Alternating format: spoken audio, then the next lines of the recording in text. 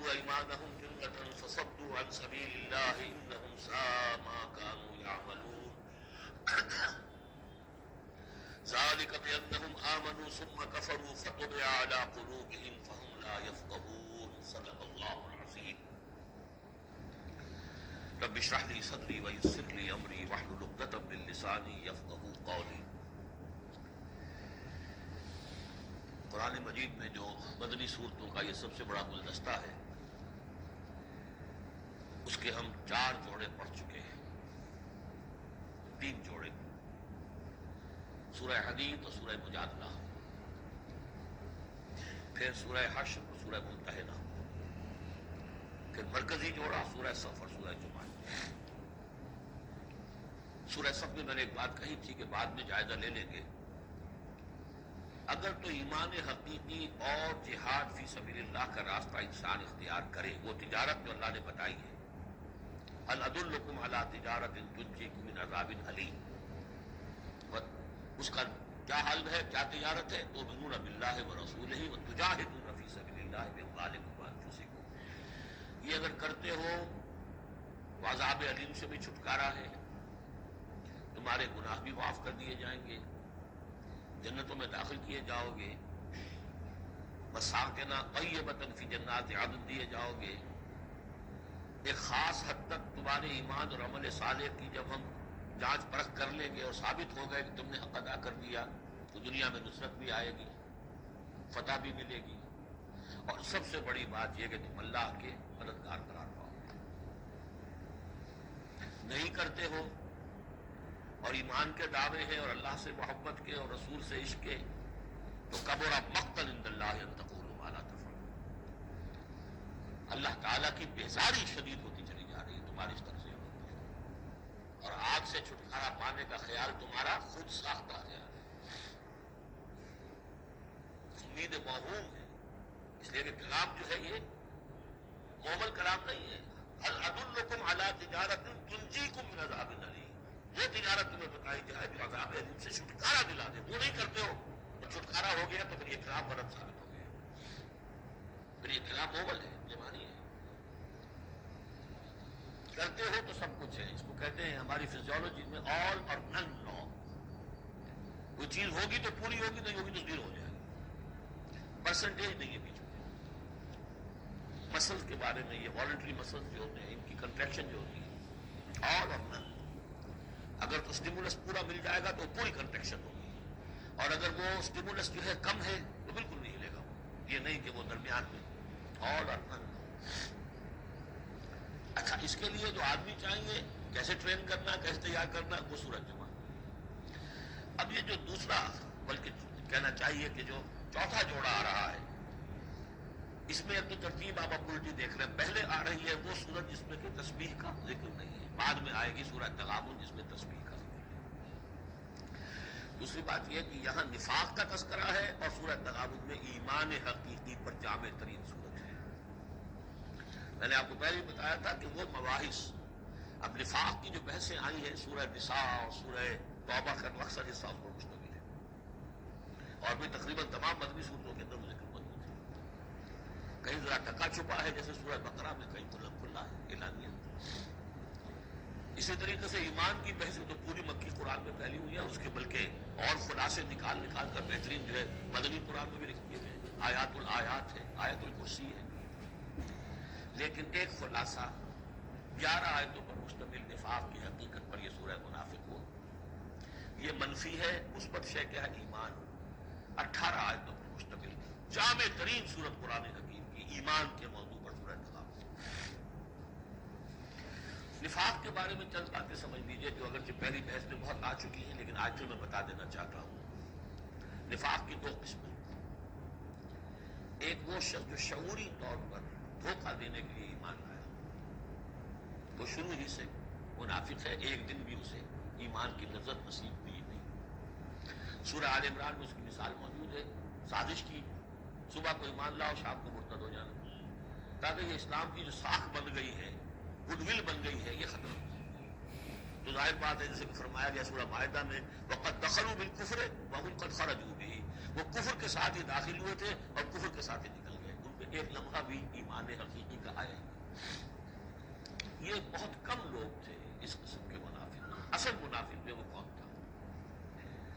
دعوت آئی، دعوت نے قبول، دل نے قبول کیا، بات ٹھیک ہے، صحیح بات ہے، چلو پیش قدمی کرو، لیکن تھے کم ہمت، تھے اس دن تھوڑے دن۔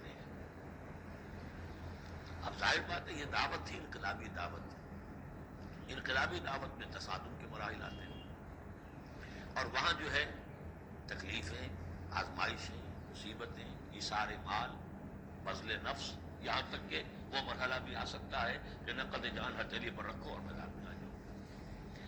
اب جو ذرا کمزور لوگ تھے ان کی ٹانگیں ذرا ہلنی شروع ہوئی، کب کبھی۔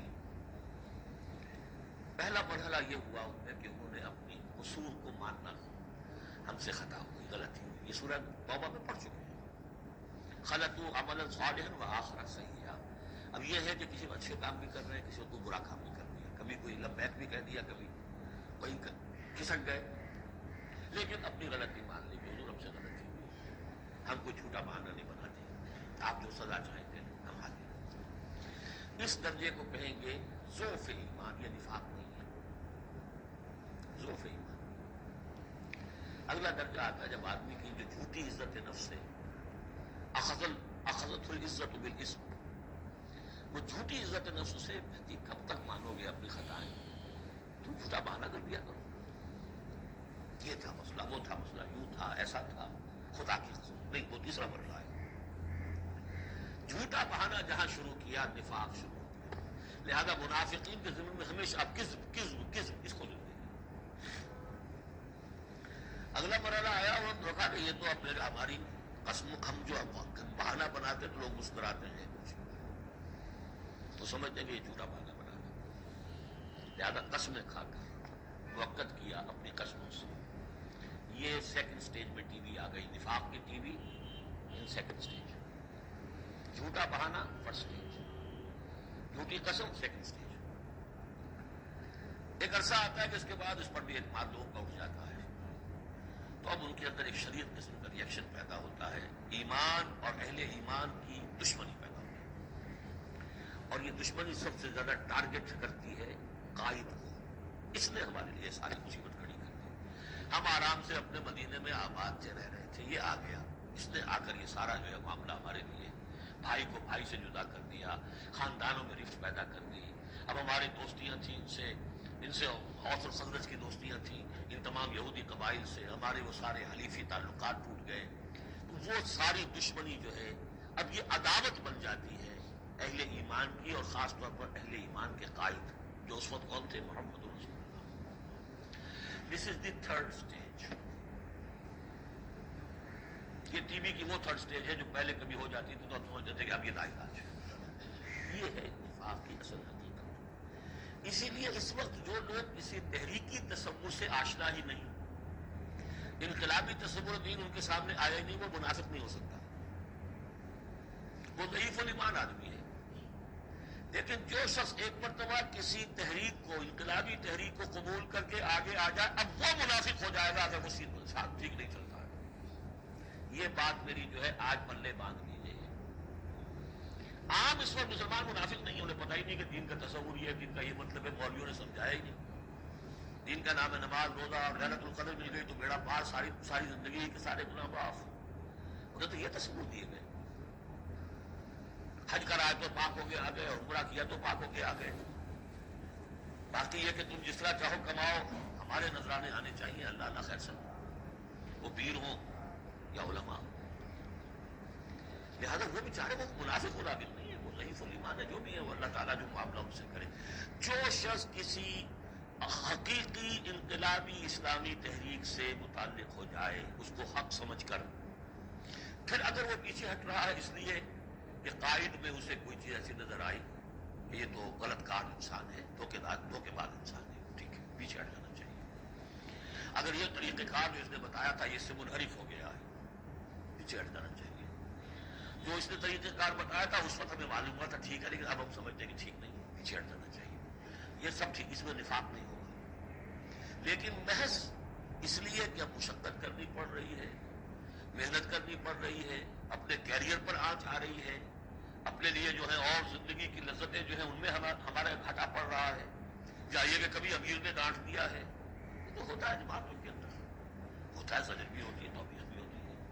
حضور نے یہاں تک بھی کہا کہ میرا جی چاہتا ہے کہ جو لوگ نہیں آتے فجر کی نماز میں میں کسی اور کو یہاں پر امام بنا کر کھڑا کر دوں اور جا کر ان کے گھروں کو آگ لگا دوں، یہ بھی تو کہا ہے محمد رسول اللہ صلی اللہ علیہ وسلم۔ تو بہرحال اس وجہ سے اگر کوئی پیچھے ہٹا تو وہ اس پروسیس میں آ جائے گا، اس کو اچھی طرح سمجھ لینا چاہیے۔ بسم اللہ الرحمن الرحیم۔ اذا جاءک المنافقون قالوا نشهد انک لرسول اللہ۔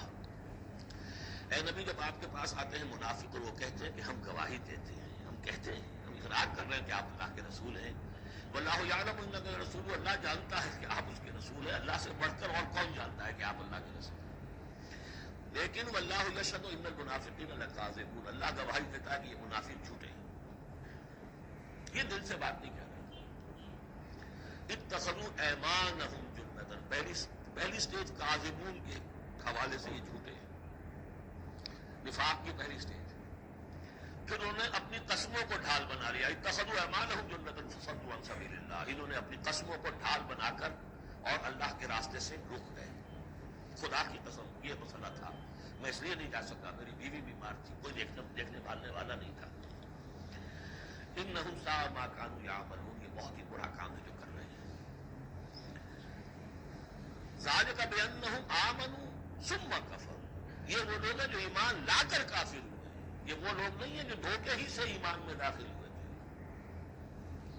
تھوڑی سی پونجی انہیں ملی تھی ایمان کی، آئے تھے، اس وقت بردیت نہیں تھے، ان کی فطرت نے اپیل کیا تھا اس دعوت نے، لیکن اب جو پاؤں ان کے ہلے ہیں وہ انہیں کیا پتا تھا کہ یہ شہادت گاہ الفت میں قدم رکھنا ہے، لوگ آسان سمجھتے ہیں مسلمان ہونا، یہ تو انہیں معلوم نہیں تھا، یہ تو معلوم نہیں تھا۔ وَلَنَبْلُوَنَّكُمْ بِشَيْءٍ مِّنَ الْخَوْفِ وَالْجُوعِ وَنَقْصٍ مِّنَ الْأَمْوَالِ وَالْأَنفُسِ وَالثَّمَرَاتِ وَبَشِّرِ الصَّابِرِينَ، وہ تو بن گئے تھے مسلمان، جیسے آئے حضور، پورے اوس و خزرج کے قائدین ایمان لا چکے تھے، سارا قبیلہ لے آیا، ٹھیک ہو گیا، انہیں کیا پتا تھا کیا کچھ آ رہا ہے اس کے پیچھے۔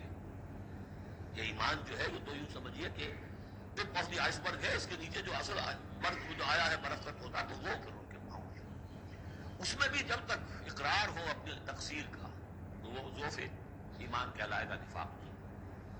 خذ من اموالہم صدقۃ تطہرہم وتزکیہم بہا، ایسے لوگوں کا علاج بھی سورہ توبہ میں آ چکا ہے۔ لیکن جھوٹ بہانا پہلی منزل، جھوٹی قسم دوسری منزل، اور پھر عداوت آگے آئے گی چل کر اسی صورت میں۔ ذالک بانہم آمنوا ثم کفروا، یہ اس لیے کہ ایمان لائے پھر کفر کیا، فطبع علی قلوبہم، اب اللہ نے ان کے دلوں پر مہر کر دی، فہم لا یفقہون، اب یہ تفقہ، حقیقی تفقہ سے خالی ہو چکے۔ وَإِذَا رَأَيْتَهُمْ تُعْجِبُكَ أَجْسَامُهُمْ، جب اے نبی آپ انہیں دیکھتے ہیں ان کے جسم آپ کو بڑے اچھے لگتے ہیں، بڑے تنو توش والے ہیں۔ وَإِن يَقُولُوا تَسْمَعْ لِقَوْلِهِمْ، جب وہ آپ سے بات کرتے ہیں تو آپ بڑے غور سے سنتے ہیں۔ چودھری لوگ جو ہوئے، سرمایہ دار بھی ہوئے، چودھری بھی ہوئے، تو ان کی حیثیت ہے تو آپ توجہ سے سنتے ہیں ان کی بات۔ كَأَنَّهُمْ خُشُبٌ مُّسَنَّدَةٌ، اے نبی یہ تو ان سوکھی لکڑیوں کے مانند ہے جو اپنے بل پر نہیں کھڑی ہوا کرتی، انہیں ٹیک لگا کر کھڑا دیا جاتا ہے۔ یحسبون کل صیحۃ علیہم، اندر سے اتنے بودے ہیں کہ ذرا سی آہٹ ہوتی ہے تو ان کی جان پر بن جاتی ہے، وہ سمجھتے ہیں ادھر آئی کوئی مصیبت، کہیں اور سے پھر شاید کوئی حملے کی خبر آ رہی ہے اور پھر کوئی جنگ ہوگی، پھر کہیں گے نکلو اللہ گرا۔ یحسبون کل صیحۃ علیہم، اپنے اوپر ہی سمجھتے ہیں ہر آہٹ کو۔ ہم العدو، یہ تیسری اسٹیج ہے، یہ اب اصل دشمن یہ ہے۔ باہر کا دشمن جو آ رہا ہے ابو جہل لشکر لے کر یا ابو سفیان لشکر لے کر، وہ اتنا خطرناک نہیں جتنے کہ یہ ہمارے آستین یہ اندر سے ڈک مارنے والا۔ ہم العدو، اصل دشمن یہ ہے۔ فاحذرہم، ان سے بچ کر رہو، چوکس رہو، چوکنے رہو، چاہے معاف کرتے رہو، یہ بات دوسری ہے۔ حضرت مسیح کا قول آپ کو سنا چکا ہوں کہ فاختہ کے مانند بے ضرر لیکن سنگ کے مانند ہوشیار رہو۔ سانپ چوکنا کتنا ہو لیکن سانپ ضرر بھی پہنچا دیتا، تم چوکنے تو ویسے رہو جیسے سانپ ہوتا ہے، بے ضرر ایسے رہو جیسے کہ فاختہ ہوتا ہے۔ حضور کی یہی شان تھی، جس نے آگے جھوٹی قسم کھائی جدا مچھی کی ہوئی جاؤ، ضرورت شرافت، اس پر کہ پھر اللہ کے رسول بھی آ گئی، عفا اللہ عنک لما اذنت لهم، اللہ معاف کرے آپ کو، یا اللہ نے آپ کو معاف کر دیا، کیوں آپ لوگوں کو اجازت دے دی؟ قیل لهم تعالوا قاتلهم اللہ وَإِنَّا يُؤْفَكُونَ، اللہ ان کو قتل کرے، گردن مارے اللہ ان کی، کہاں سے یہ پھرائے جا رہے ہیں؟ یعنی قسمت کی خوبی دیکھیے، ٹوٹی کہاں کمن، دو چار ہاتھ جب کے لگے پاؤں رہ گیا۔ محمد کا زمانہ نصیب ہوا صلی اللہ علیہ وسلم کی دعوت پر لبیک کہنا نصیب ہو گیا، یہ نصیب اللہ اکبر لوٹنے کی جائے، لیکن کہاں سے یہ واپس پھرے؟ اس جگہ کمن ٹوٹی۔ وَإِذَا قِيلَ لَهُمْ تَعَالَوْا يَسْتَغْفِرْ لَكُمْ رَسُولُ اللَّهِ، جب ان سے کہا جاتا آؤ بھائی غلطی مان لو اپنی، تو اللہ کے رسول تمہارے لیے استغفار کریں گے۔ تو رسول کی دشمنی تو بھی دل میں بنی ہوئی ہے، کیسے آئیں؟ جب کہا جاتا آؤ تمہارے لیے اللہ کے رسول استغفار کریں گے اللہ سے، لَوَّوْا رُءُوسَهُمْ، وہ اپنے سروں کو مٹکا، جی آئیں گے ٹھیک ہے ذرا میں بعد میں آؤں گا، وَرَأَيْتَهُمْ يَصُدُّونَ وَهُمْ مُسْتَكْبِرُونَ، اور آپ دیکھتے ہیں انہیں کہ وہ رک جاتے ہیں، آتے نہیں، تکبر ہے، مستقبرون۔ اب نبی کے سامنے جا کے روز اپنی خطاؤں کو ہم اعتراف کرتے رہیں، ہماری بھی کوئی عزت نفس ہے، یہ کیا ہے جس وقت چاہا ہمیں ڈانٹ دیا، آخر یہ کہ عزت نفس ہے ہماری بھی۔ سواء علیہم استغفرت لہم ام تستغفر لہم ام لم تستغفر لہم، برابر ہے ان کے لیے نبی، چاہے آپ ان کو معاف فرمائیں کہ آپ استغفار کریں چاہے نہ کریں، لن یغفر اللہ، اللہ ان کو ہرگز معاف نہیں کرے گا۔ اس سے اگلی سٹیج میں یہ آیت آ چکی ہے سورہ توبہ میں، استغفر لہم او لا تستغفر لہم ان تستغفر لہم 70 مرۃ فلن یغفر اللہ لہم۔ اب اے نبی ان کے لیے تو چاہے آپ استغفار کریں چاہے نہ کریں، آپ 70 مرتبہ بھی استغفار کریں گے تب بھی اللہ کو معاف نہیں کرے گا۔ اور حضور کی مرتبہ دیکھیے، حضور فرماتے ہیں کہ اگر مجھے یہ معلوم ہوتا کہ 70 سے زیادہ مرتبہ استغفار کرنے سے ان کی نجات ہو جائے گی تو میں 70 سے زیادہ مرتبہ استغفار کرتا، لیکن یہاں 70 مراد نہیں ہے، 70 سے مراد جتنی چاہے آپ استغفار کریں۔ هم الذین، اب یہ عداوت کا جو ہے ان کا جو نقشہ ہے، یہ واقعات پیش کیے جا رہے ہیں۔ ایک غزوے سے واپسی پر دو مسلمانوں کی کچھ لڑائی ہو گئی، ایک مہاجر تھے اور ایک تھے انصاری۔ اب وہ پانی بھرنے پر گئی تھی، ان کی بھی ان کے خادموں کی لڑائی ہو گئی، اس کو وہاں منافقوں نے اچھال دیا، مہاجرین اور انصار کا جھگڑا بنا دیا، اور کہا اس وقت آ کے عبداللہ ابن ابی نے، دیکھو تم نے اصل میں ہے انصار ہے، مدینے والوں، یثرب والوں، تمہاری مثال تو وہی ہے جو کہتے ہیں کہ سب من کل پر کھلا کھولو، اپنے کتے کو کھلا پلا کے موٹا کرو کہ کبھی تمہیں ہی کاٹے گا، تم نے ان کو جگہ دی، پناہ دی، کھلایا پلایا، اب یہ تمہارے سر کو آ رہے ہیں، غریبانوں کو آ رہے ہیں۔ خدا کی قسم اگر ہم مدینے پہنچ گئے تو ان غریبوں کو وہاں سے نکال باہر کریں گے، ان کی یہ ضرورت، انصاری کا خادم اور ایک مہاجر کا خادم لڑے ایک انصاری کے خادم سے، ہم نے پناہ دی، اپنے ٹکڑے کھلائے ان کو، اپنی جگہ دی، اور آج یہ ہمارے سروں کو آ رہے، ہمارے منہ کو آ رہے، یہ بکواس اس نے کی۔ وہاں موجود تھے ایک نوجوان زید بن ارقم، انہوں نے جا کے حضور کو بتا دیا، حضور نے بلایا، میں یہ جھوٹ باتوں میں نے دیکھا ہے، یہ چھوکرے نے پتہ نہیں کہاں سے چھوٹ لیا، یہ چھوکرا کیا ہے یہ، اور آپ اس کی بات مانتے ہیں میری ماں، خاموش رہے ہو۔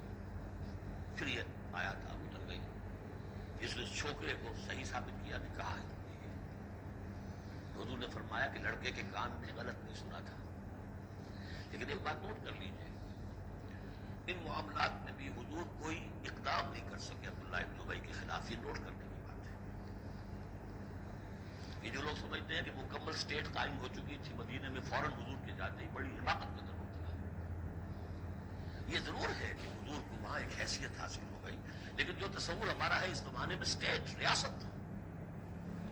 ریاست میں کبھی یہ ہو سکتا ہے کہ فوج میں سے 1000 میں سے 300 بھاگ جائیں، ان سے کوئی بات پرس بھی نہ ہو بعد میں؟ Is it possible؟ آج کی جدید ریاست میں کہیں یہ ممکن ہے کہ آپ کہیں اور عدالت، کسی اور عدالت میں اپنا مقدمہ لے جائیں، محمد کی عدالت میں نہیں جانا جی، ہمیں تو یہودیوں کی عدالت میں جانا، منافقین یہ کرتے تھے، کوئی پکڑ نہیں تھی، پکڑ کر شروع ہوئی ہے فتح مکہ کے بعد۔ اب یہ اس کی خوش قسمتی تھی عبداللہ ابن ابی کہ اس سے پہلے یہ واصل جہنم ہو گیا خود، ورنہ یہ کہ فتح مکہ کے بعد ریاست قائم ہوئی ہے۔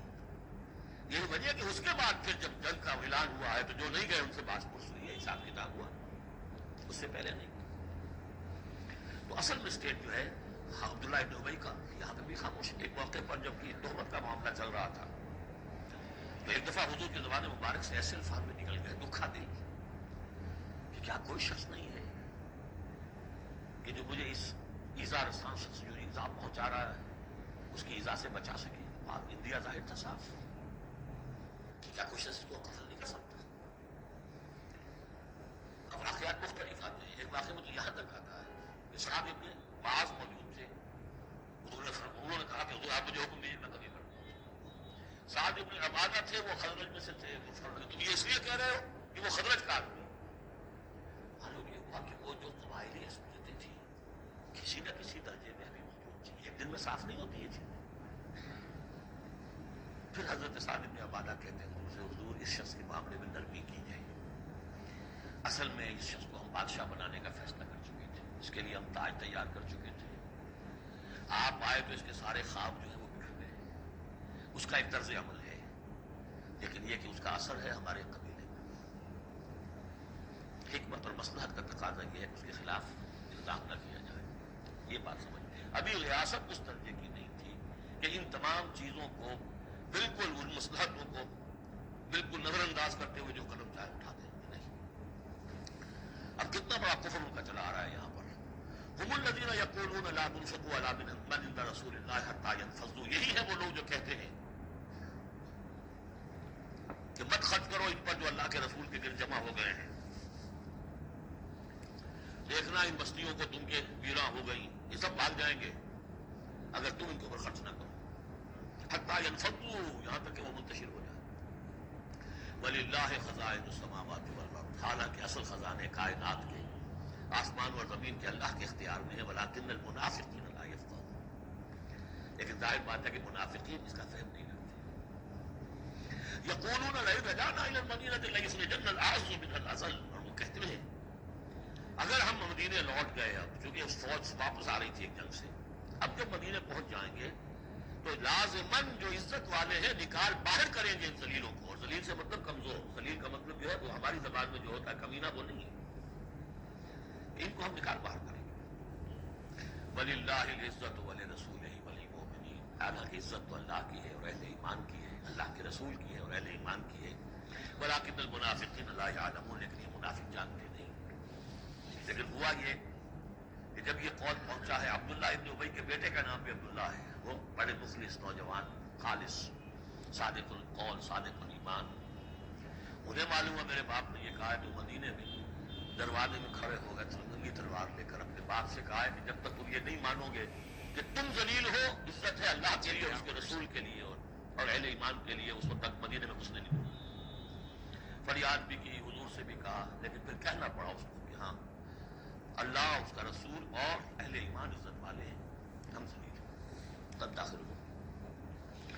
یہ 8 آیات ہیں. حقیقت ایمان اس کی اصل بیماری اس کی سٹیجز پروگنوسس کہ کہاں تک یہ لے جا سکتی ہے بیماری کہ رسول کا استغفار بھی مفید ہے. اور 3rd سٹیج دشمنی بنا. اب اگلی 3 آیات جو دوسرے رکوع کی ہیں اس میں اس کا علاج ہے. علاج جو ہے ایک پریونٹیو ہوتا ہے کیوریٹیو. پریونٹیو یہ ہے کہ اس پر اس کی چھوت نہ لگے. ٹیکا لگاؤ اسمال پاکس کا ٹیکا لگا دو چھوت نہیں لگے. ایک یہ کہ اگر ہو ہی جائے تو پھر یہ ہے کہ اس کا علاج ہے. پریونٹیو کیا ہے؟ یا ایھا الذین آمنوا لا تلھکم اموالکم ولا اولادکم عن ذکر اللہ. اہل ایمان تمہیں غافل نہ کرنے پائے تمہارے اموال اور تمہاری اولاد اللہ کی یاد سے. ومن یفعل ذلک فاولئک هم الخاسرون. اور جو کچھ یہ کریں گے تو وہی خسارے کریں گے. اب ذکر سے مراد صرف وہ ذکر نہ سمجھیے تسبیح. اللہ یاد رہے اپنا فرض یاد رہے آدمی چاق و چوبند رہے اپنے فرض کی ادائیگی کے لیے کمر بستہ رہے سب ذکر نہیں. جہاد سے غافل نہ کر دے تمہارے مال اور اولاد. ان میں اتنا انہماک ہو جائے کہ وقت ہی نہیں میں کیا کروں جی وقت ہی نہیں. وقت کہاں سے آئے گا؟ آپ نے معبود بنا رکھا ہے اپنے اسٹینڈرڈ آف لیونگ کو اسٹیٹس کو. اسٹیٹس سمبل معبود ہے. اب اسی کو پوج رہے ہیں آپ صبح سے شام اور رات کے اوقات میں بھی سوچ بچار اسی کی ہے. تب کہیں جا کر وہ سمبل جو ہے قائم رہتا ہے. کیسے ہو اس کا جو ہے کیوریٹو ٹریٹمنٹ وہ کیا ہے؟ دیکھیے نفاق الف اس میں ڈال دیجیے. انفاق یہ اس کا علاج ہے. انفاق خرچ کرو خرچ کرو. نفاق کا اصل سبب کیا ہے؟ دنیا کی محبت. دنیا کا محبت کا سب سے بڑا مظہر کیا ہے؟ مال کی محبت، اور علاج بالمثل یہ ہوگا مال نکالو، یہ ہے اس کی اصل علاج۔ جیسے سورہ حدید میں ہم نے پڑھا تھا کہ زمین کے اندر ہل چلانا پڑے گا۔ ہل کیا ہے؟ ان المصدقین والمصدقات واقرضوا اللہ قرضا حسنا یضاعف لهم ولهم اجر کریم والذین آمنوا باللہ ورسلہ اولئک هم الصادقون۔ اب یہ گند نکال دو دل سے، پھر ایمان کا بیج پڑے گا تو لہلائے گی کھیتی، پھر صدیقیت کی طرف جاؤ چاہے شہادت کی طرف۔ یہ تمہاری استاد تباہ ہے۔ وانفقوا مما رزقناکم من قبل ان یاتی احدکم الموت، اور خرچ کر دو اس میں سے جو کچھ ہم نے تمہیں دیا، اس سے پہلے کہ تم میں سے کسی کی موت کا وقت آئے۔ فیقول، پھر وہ اس وقت کہے رب لولا اخرتنی الی اجل قریب، پروردگار اسے ذرا کچھ دیر کے لیے مؤخر کر دے، فاصدق واکن من الصالحین، تو میں بڑی تصدیق کروں گا اور خیرات و صدقات سارا کچھ دے دوں گا، اور میں بالکل صالحین میں سے ہو جاؤں گا۔ وَلَن يُؤَخِّرَ اللَّهُ نَفْسًا إِذَا جَاءَ أَجَلُهَا، جب کسی جان کا وقت آ جائے گا، وقت معین، پھر اللہ اسے کسی صورت وقت دے گا۔ قوموں کی اجل تو پھر بھی مؤخر ہوئی ہے، قوم یونس کی ہو گئی ہے، لیکن یہ کہ انفرادی اجل کی مؤخر نہیں۔ واللہ خبیر بما تعملون، اور جو کچھ تم کر رہے ہو اللہ اسے باخبر ہے۔ اب یہ تو تھا منفی نفاق، مثبت ہے ایمان۔ ایمان کے سلسلے میں جو باتیں سورہ حدید میں آئی تھی، اب یہ پوری صورت، وہاں جو آیا تھا قتال اور جہاد اور حدید، یہ ساری چیزیں آئی تھی، انزلنا الحدید، اور انبیاء کی بعثت کا مقصد وہ سارا مضمون سورہ صف میں آ چکا ہے۔ اس کے لیے کیسے انسان آئیں گے وہ سورہ جمعہ میں آ چکا ہے۔ سورہ حدید میں بھی آیا تھا، هو الذی ينزل علی عبدہ آیات بینات لیخرج